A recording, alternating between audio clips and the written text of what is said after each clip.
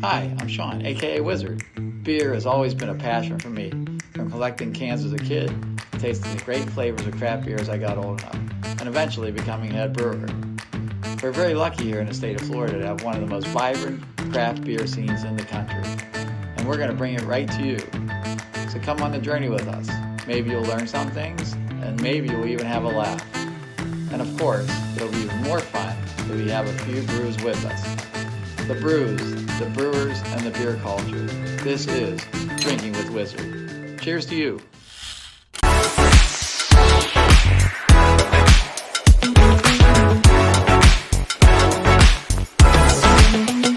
Okay, here we are again. We're at a brewery again, but not just any brewery. We're at Two Frogs Brewing in Tarpon Springs. This is Chad's own place. We're going to go in and see what he's all about. We're going to talk to Chad. We're going to check out his beers. Amazing beers. You're going to really love this place. Let's go in and find him out.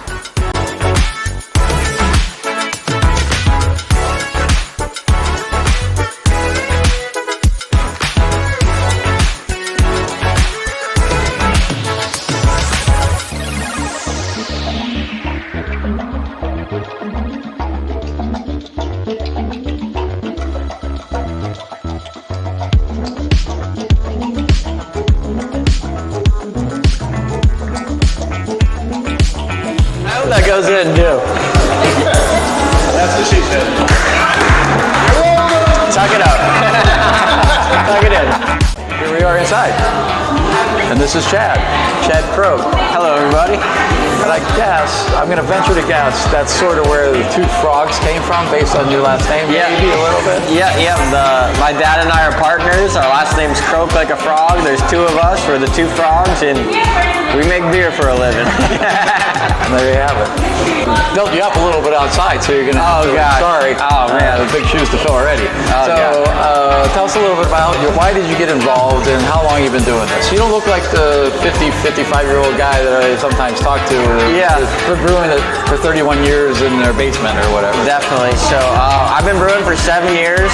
I started 2 years out the garage before we got here, but I knew that we had a business plan from the beginning because I was working construction for my dad, and it was a lot of hard work, really hot, sweaty work. And So you picked brewing instead. I also am scared of heights too, and it's all on the roofs. And Florida rooftops during the summer is pretty brutal. So I also liked cooking a lot, and in college I fell in love with cooking, like putting a lot of flavor into the food and making great meals at home.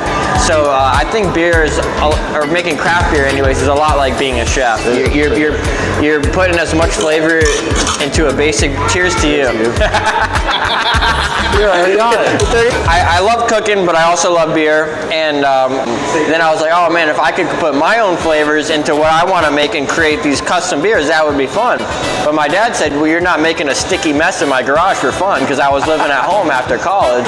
And he said, you want to make beer in my garage? I believe in small business, and if you think that's something you might want to do for a living, then we can go from there. So ever since the first homebrewed batch of beer I made, we had a plan, and we had a plan right out the gate that we were going to be getting into the hobby someday once we were ready. Right.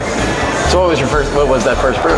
First beer is going to be an amber ale, because Florida water is meant for that amber. You don't really have to adapt the water or change the water chemistry on an amber. And amber, there's enough crystal malt to bring the pH levels down to what you need. So Florida brewing, you can brew an amber in Florida without even changing the water at all. So I want to start out simple with that. And then we branched out from there. Brewing a real light beer, you need to acidify the water and get that beer down to proper pH ranges so it has that zip on the tongue. Right. And then a darker beer, we need to soften up, add some baking soda or such things that it doesn't get so low in pH, so it's a rounded flavor profile. I talked about water quality in my second series, which I didn't want to get into the organic chemistry part of it, but we talked about how important water is, and you're seeing from Chad how water does dial in and change the flavors or the complexity of the beer. So, and how do you do that? Do you have a reverse osmosis system or filtration? So funny enough, when I first started home brewing, A saltwater fish tank has kits that you can buy to test. Sounds like you're doing a goza. Well, not copying the water of a saltwater, but those kits that they sell for saltwater aquariums to keep the fish healthy and happy are all the minerals that are really important to the pH level of brewing. So, starting out home brewing, I actually bought a saltwater fish tank testing kit so I could test where our groundwater was at, and then take a simple chart profile and the color of the beer. You match it up. I think who wrote the water chemistry book? Palmer's or something. The home brewers know all about it, but the color of the beer really affects what you need to do to your water and where you're starting with the profile. That was neat. But then here in Tarpon, we do have great water here, and then I triple filter it. The biggest change in water recently has been chloramine. And chloramine, back in the day, you used to just filter the chlorine out of your water with a simple carbon filter, but now chloramines are much harder to strip out. What size system are you working from right now? We have a 3-barrel system, and then we have mostly 7-barrel tanks, which would just be a long double batch day, about a 12-hour brew day or so. So I'm most intrigued by, can you tell me about your stackable laundry system over the washer dryer? Do you spend so much time here you have to do your laundry here? Is that what it is? Yeah. Is this something, I think this is more about brewing though. It was the most stressful 3 days of my life, just stacking those tanks. So we have our front door is about 50 inches wide, and the tanks were about 49 inches wide. So we had like 1 inch of clearance getting them in here. And they're coming from China, so there's no refund or anything. Once they're here, Send them back. You're stuck with it. And this historic building, all we have is our front doors here. So it was just getting them in the door, and then we had to stack them. And we called 10 guys in and built them, and we thought we were going to hoist them in the air, and we realized it was a lot more than we bargained for. So we rented a full-size forklift. We were drinking beer when you calculated that one. So we rented a forklift, hoisted one up, bolted them together, started high-fiving each other. We're ready to pour the beers, celebrate that all this stress is over with. And then I look, and the manway on the bottom one was facing this way, and the manway on the top one was facing the other way. So we literally bolted the tanks crooked to each other. So then we had to unbolt them, twist them around, and then redo it again. But after it was all said and done, it was a great accomplishment, because it's a very small brewery in here, and we need to make as much room for making beer as possible and still keep some room for customers to enjoy themselves at the bar. So there's that stack there is over about 300 gallons of beer in total when they're both filled up into 4 or 5 square feet. So it's a good deal for the brewery. That's where you're planning on doing some lagering in those, possibly? Some serious lagering? Yeah, so we normally a typical lager tank is horizontal, but these are vertical tanks, but because they're only 7 barrels, there's still a lot of floor space for the yeast to rest and mature the beer throughout we're going to do a full 3-month lagering phase at ice cold temperatures. Which is really lagering. I mean, when you get a lager at most breweries, these craft beer places, they are lagered, but we're lagering for maybe 5, 6, 7 weeks, maybe 8 if you're really pushing it. So, and then you saw Jay, of course, he's going 12 or 14 weeks.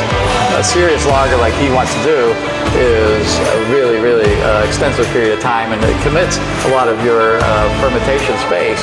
So you have to have enough space that you can do other stuff and keep the board full to bring out a really, really, really solid lager like you're going to. So yeah, and it's mostly to the history of brewing. Lager goes back many, many years, and there are modern ways of brewing a quicker lager, and the flavor difference is going to be minute at best, but we're doing it to be authentic and brew with the history of beer and lager the way that a traditional lager was done, which was in the cellars, in the caves, for an extended period of time.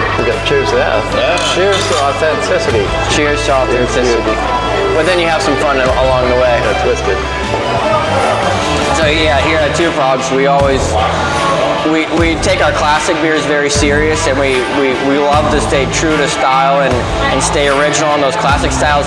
But then we go off the wall and do some absolutely ridiculous stuff. He's drinking a beer that's been dyed blue with algae. We take our traditional beers serious, and we want to execute those very well. But then we do have our fun. This is Florida. It's hot outside, but that blue beer's been selling like crazy. It's spritzy. It's refreshing. It's lime and coconut. Delicious. It's summertime, so yeah. And the colors, that'll get people curious. I mean, you probably find the same things that I do. And at a brewery, there's people that love their favorites. Like, there may be a guy that likes the Irish Red to no end, and he'll drink it till it's gone, and that's what he wants to see all the time. But he's not just about the Irish Red. He'll come in and want something with blueberry in it, maybe. I'm not gonna lie, I ordered this because someone else did, and I wanted a blue beer. Yeah, Shame. a lot of customers do switch around the beers that they have here and have some fun throughout the menu. But what I've noticed really is the IPA drinkers and the sour drinkers, they stick to their roots. Yeah, that's all they drink, and that's what they're coming for. So we cannot run out of IPA this brewery. When we pull IPA out the tank, we put IPA back in the tank because it's our #1 selling beer. And I could really run this whole entire brewery off of an IPA. Croake Select is our Wizard's Pick house beer. One of Wizard's Picks. He's got so many good beers, I'd probably pick them. A hearty, full-bodied hophead. Exactly. What I like about this beer, though, too, is that it's got a sweetness. So tell me how you're getting the sweetness in this beer. Definitely high ABV. Any IPA I brew, I'm shooting for a minimum of 6.5% alcohol. Cheers to that. We got cheers. 7% alcohol is. Cheers to you. 7% alcohol is really a perfect IPA in my opinion. It's a big backbone to support a lot of hops. You need to put a lot of hops in an IPA. So actually, I've had brew days where I brewed that beer specifically, and it came out at it was targeted at 5% alcohol, and I dumped it down the drain before I even tried it because I know that there's so much hops in that beer that a 5% beer just couldn't support it. So it's back to that yin and yang that I was talking about in one of the earlier ones. You have to have a little bit of sweet to go with that hop, or vice versa. So it's trying to keep balance, and I think Chad does a really good job with his beers of that balance, and that's where the quality comes from in his beer. This is the one I wanted to talk about, and Matt, you decided to take one for the team again. You're always good. Matt is always good for taking one for the team on these things. So that makes the beer sound bad.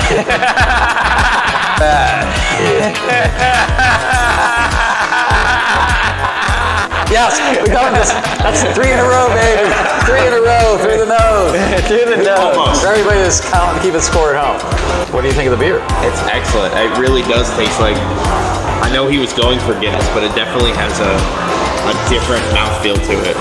Like in the flavor, and it's so much smoother. I think it's a little softer than Guinness is, really. But it has a lot of the same characteristics. You want to explain a little bit of how you took a... Guinness is obviously one of the best-selling dark beers ever made.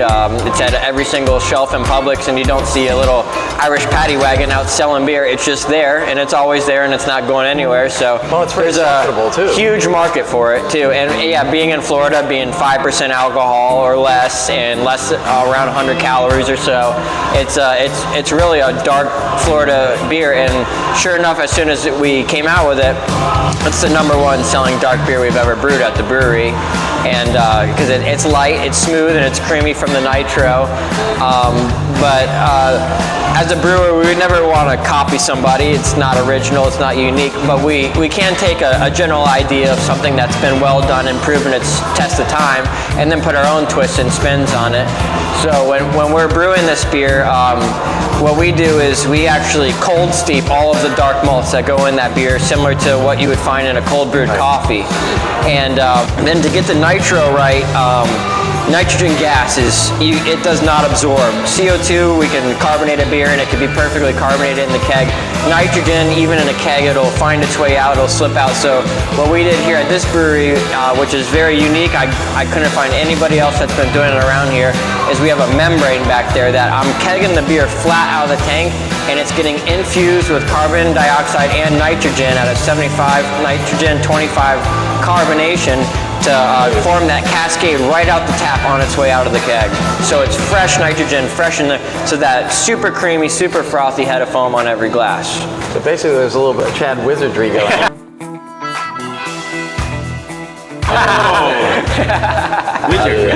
Cheers. Cheers. Cheers. Cheers to you. I got some tricks up my sleeve. A little bit.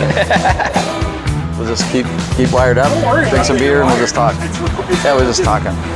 Go get another one, do what you gotta do. Who needs a refill? Just here, finish it up. Yeah, we're gonna We got some party crashers.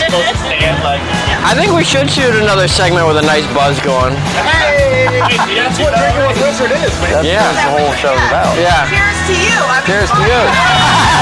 Cheers to you. Yeah.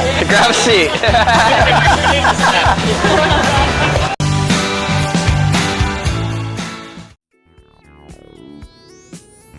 Hey, thanks for watching.